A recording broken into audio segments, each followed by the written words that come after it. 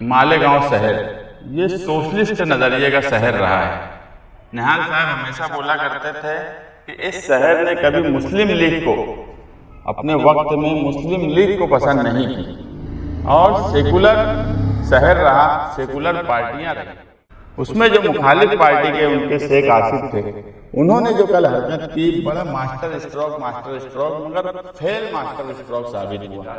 हम ना कभी इस सियासत में मजहब का इस्तेमाल नहीं किए। कहीं ना कहीं ये शहर सेकुलर है, ये शहर कॉन्स्टिट्यूशन पे चलता है, पार्टी के नाम का कोई मतलब ही नहीं है। वो उनको इतना समझता ना, अगर इतने पढ़े लिखे होते तो मतलब से कोई पार्टी बनाई जाती, उसका कोई उससे कोई मैसेज जाता। मुझे कोई ये बताए कि मालेगांव शहर में मुफ्ती इस्माइल ये शेख आसिफ, इन्होंने फिरका परस्तों से कब लड़ा? आचार संहिता लगी हुई है, 3 लोग आज इलेक्शन लड़ने के उसमें हैं। एक समाजवादी पार्टी की तरफ से शान हिंद, एक आसिफ शेख, एक मुफ्ती इस्माइल। हम देख रहे हैं कि ये शहर, मालेगांव शहर, ये सोशलिस्ट नज़रिए का शहर रहा है। निहाल साहब हमेशा बोला करते थे कि इस शहर ने कभी मुस्लिम लीग को, अपने वक्त में मुस्लिम लीग को पसंद नहीं की और सेकुलर शहर रहा, सेकुलर पार्टियां रही। क्या वजह हो गई कि 25 साल से ये 2 लोग हैं जो बड़े बड़े दावे करते कि हमने ये काम किया, हमने वो काम किया। वो सारा शहर देख रहा है कि काम क्या है, और हम मुसलसल बोल रहे हैं कि इन दोनों ने 25 साल में कोई शहर में काम नहीं किया, यहाँ तक कि एक स्कूल तक नहीं बनाई। सड़कों की हालत आपके सामने है, ना रोज़गार की कोई बात बोली जा रही है, ना हेल्थ को लेकर कोई बात बोली जा रही है, ना पावरलूम इंडस्ट्री को लेकर कोई बात बोली जा रही है। मुफ्ती मोहम्मद इस्माइल कासमी साहब मजहब का सहारा लेकर मजहबी स्टेज से अलग अलग, उनके पास जो मजहबी स्टेज है वहाँ से वो सियासी बातें करने लगे। पहले तो उसका इस्तेमाल करते ही थे, उसमें और ज़्यादा बढ़ा दिए। उसमें जो मुखालिफ पार्टी के उनके शेख आसिफ थे, उन्होंने जो कल हरकत की, बड़ा मास्टर स्ट्रोक मगर फेल मास्टर स्ट्रोक साबित हुआ और चौतरफा उन पर तनकीद हो रही है। और हम खुद ये बात मानते हैं कि ये शहर, ये मुल्क कॉन्स्टिट्यूशन ऑफ इंडिया से चलता है, ये शहर भी इसी से चलेगा। हम ना कभी सियासत में मजहब का इस्तेमाल नहीं किए। मैं आज भी दावे से बोल सकता हूँ कि मालेगांव शहर मजहबी ज़रूर है, मगर मालेगांव शहर कट्टर नहीं है। हम बीजेपी आरएसएस की मुखालफत सिर्फ इसलिए करते हैं कि हमको उनकी शक्ल नहीं पसंद है या उनका कोई तरीका नहीं पसंद है। उल्टा उनका मिजाज जो आरएसएस का है, मैं हमेशा मानता हूँ कि सोशलिस्ट, कम्युनिस्ट और संघी, ये इनका मिजाज और इनका रहन सहन बहुत सादा है। आरएसएस और संघी भी बड़े सादे रहते हैं, मगर उनका नज़रिया के खिलाफ है कि सियासत में मजहब का इस्तेमाल करते हैं, सियासत में जय श्री राम का इस्तेमाल करते हैं, सियासत में मजहब, मंदिर, मस्जिद इस तरह का इस्तेमाल करते हैं। इसलिए हम उनके खिलाफ़ हैं। हमको उनके कल्चर और उनके उससे कोई फ़र्क नहीं पड़ता। और इसी तरीके का मालेगांव शहर की जो छवि है, उसको ये दोनों अब ख़राब कर रहे हैं। इन्होंने कोई काम नहीं किया। हम सियासत में हैं, हम इलेक्शन भी लड़ने वाले हैं, हम आगे भी सियासत में जिंदाबाद मुर्दाबाद करेंगे। हमसे जो मालेगांव शहर के लिए हो सकता है वो सब करेंगे, हमारे लिए नफ़ा हो कि नुकसान हो। मगर हम मालेगांव शहरियान से एक वादा ज़रूर करते हैं कि हम सियासत में मजहब का इस्तेमाल नहीं करेंगे, ना पहले किए हैं ना आगे करेंगे। हम कॉन्स्टिट्यूशन ऑफ इंडिया से चलते हैं, हम सबसे ज़्यादा उसी को लेकर चलते हैं और मालेगांव शहर की छवि हम आने वाले इलेक्शन में ख़राब नहीं होने देंगे।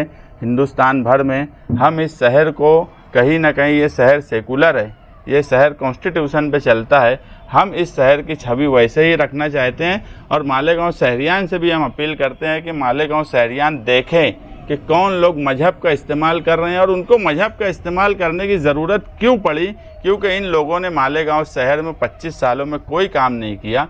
और अब हरा झंडा मेरा भी, हरा झंडा मेरा भी और तेरा मेरा क्या रिश्ता, इस तरह के नारे सियासी स्टेज से लगाना। जब मजहबी कोई प्रोग्राम होगा, मजहबी कोई मामला रहेगा, तो सबसे बढ़ चढ़ कर इस शहर में हम रहते हैं। अगर हुजूर की शान में गुस्ताखी हुई तो मालेगांव शहर का वाहिद लीडर मैं हूँ जो जेल में गया। अगर इस शहर में फिरका परस्त के लोगों ने आके पथराव किया गढ़ की यात्रा के वक्त, और सिर्फ इसलिए कि रमज़ान महीना था, लोग तरावी पढ़ रहे, लाउड स्पीकर बज रहा था। अगर उनके खिलाफ सबसे पहले कोई खड़ा हुआ तो हम खड़े हुए। अगर एमएसजी कॉलेज का वाक़या हुआ तो सबसे पहले उसी दिन मैं गया जिला एसपी के पास और उनके ऊपर कार्रवाई की मांग किया। अगर कोई भगवा झंडा शिवाजी महाराज के पुतले के पास लेके आने का बोला तो हम तिरंगा झंडा लेकर वहाँ पहुँचे और उनको रास्ता बदलना पड़ा।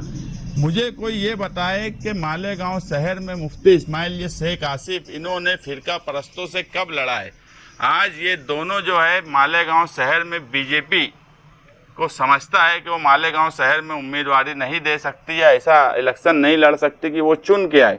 जिस तरीके से बीजेपी मजहब का सहारा लेकर काम कर रही है उसी तरह बीजेपी का ये मास्टर स्ट्रोक था, मगर आसिफ शेख की नासमझी, उनको ना कानूनी समझ हो ना ही उनको ये समझता है कि मजहब के किस जुमले का क्या मतलब होता है। बस एक जुमला बना दिया गया इस्लाम और उसमें बोल दिया गया है कुछ भी, उसका कोई मतलब नहीं है। लार्जेस्ट महाराष्ट्र, ये कोई लार्जेस्ट हिंदुस्तान की सबसे बड़ी लार्जेस्ट असेंबली जो है वो उत्तर प्रदेश है, तो कोई मायने मतलब नहीं, सिर्फ एक मजहब के नाम का इस्तेमाल करना।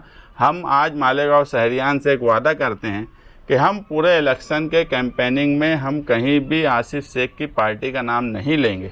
इसलिए नहीं लेंगे कि सियासी मुखालफत और सियासी बातों में कहीं ना कोई बात हो जाती है, तो हम सारा कैंपेनिंग आसिफ शेख के नाम से करेंगे। हम नहीं चाहते हैं कि मजहब इस्लाम का मजाक उड़े और इस्लाम नाम से कोई ऐसी बात हो जाए जिसको लोग दूसरी तरफ अलग अलग ढंग से ले जाते हैं। आज डिजिटल दौर है, लोग छोटी छोटी वीडियोस को कट करके एडिट करके उसका अलग और गलत इस्तेमाल करते हैं। तो ऐसी कोई बात हमसे ना हो जिससे इस्लाम की बेहुरमती हो, तो हमने पार्टी के लोगों ने जिम्मेदारान ने तय किया है कि हम उसका इस्तेमाल नहीं करेंगे। और मैं दोनों लीडरान से ये गुजारिश करूंगा कि अगर तुमने इस शहर में काम काज किया है तो उस पर आओ।